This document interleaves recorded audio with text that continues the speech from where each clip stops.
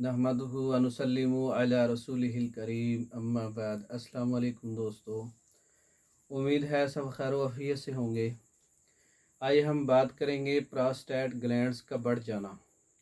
Prostate glands की सोजश ये एक गिल्टी है। ये वहाँ से शुरू होती है जहाँ से पेशाब की नाली शुरू होती है और पेशाब की नाली इस गिल्टी के दरमियान से गुज़रती है।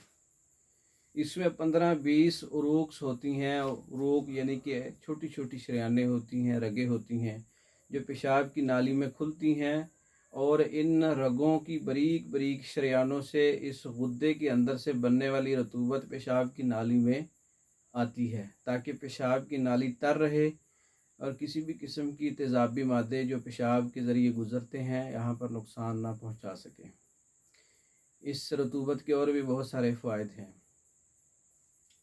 तो ये मर्ज़ प्रोस्टेट ग्लैंड की सोजश उज़लाती तहरीक में होती है। ये उज़लात की सोजश होती है जिस वजह से पेशाब की नाली मुतवरम हो जाती है और प्रोस्टेट ग्लैंड्स में भी सोजश हो जाती है और इसकी वजह से पेशाब की नाली भी मुतवरम हो जाती है।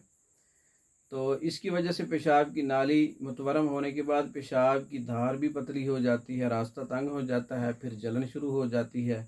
पेशाब फिर थोड़ा थोड़ा सा होके आता है, फिर बंद भी हो जाता है और बहुत सारी तकलीफ़ बढ़ जाती है। ये प्रोस्टेट ग्लैंड्स की सोजिश है।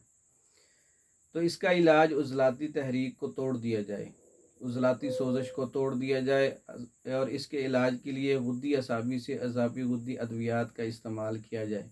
उसमें फार्माकोपिया के मशहूर व मारूफ नुस्खा जात जो है वो गुद्दी असाबी मुलय्यन और हब्बे बंदक ये एक टाइम में इस्तेमाल किए जाएँ। इसके 2 घंटे के वक्फे से असाबी गुद्दी मुलय्यन या त्रियाक और त्रियाक गुद्दत 2 घंटे के वक्फे से ये सुबह दोपहर शाम इस्तेमाल किए जाएँ। प्रोस्टेट ग्लैंड्स की सोजश, पेशाब की नाली की सोजश, पेशाब की नाली का ज़ख़म हत्ता के सोज़ाक तक इसमें ख़त्म हो जाता है। और ये मुकम्मल कोर्स सोज़ाक का और प्रोस्टेट ग्लैंड्स की सोजश का हमारे पास भी अवेलेबल है।